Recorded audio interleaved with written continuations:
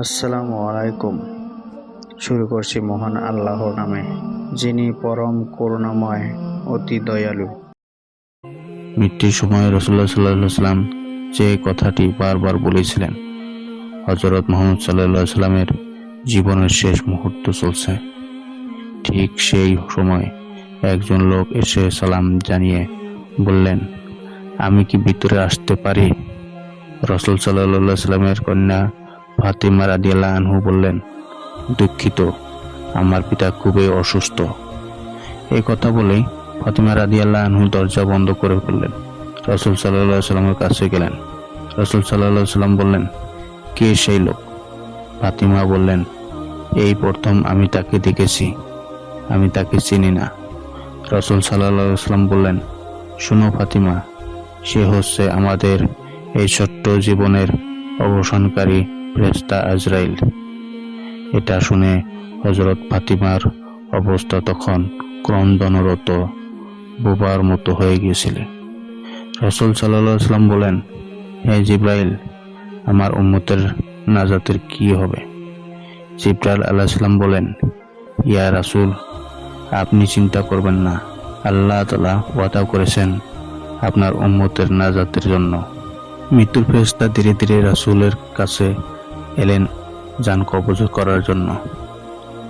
মালাকুল মউত আজরাইল আরো কাছে এসে ধীরে ধীরে রাসূলের জান কবজ করতে থাকলেন।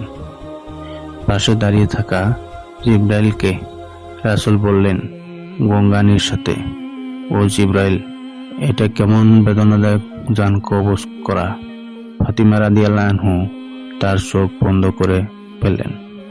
আলী রাদিয়াল্লাহু আনহু তার দিকে উপর হয়ে বসলেন। জিবরাইল তার মুখটা উল্টো দিকে ফিরে নিলেন। রাসূল সাল্লাল্লাহু আলাইহি ওয়াসাল্লাম বললেন, হে জিবরাইল, তুমি মুখটা উল্টা দিকে ঘুরালেন কেন? আমার প্রতি তুমি কি বিরক্ত? জিবরাইল আলাইহিস সালাম বললেন, হে রাসূল সাল্লাল্লাহু আলাইহি ওয়াসাল্লাম, সাকারাতুল মাউতের অবস্থা আমি আপনাকে কিভাবে দেখে সহ্য করতে পারি?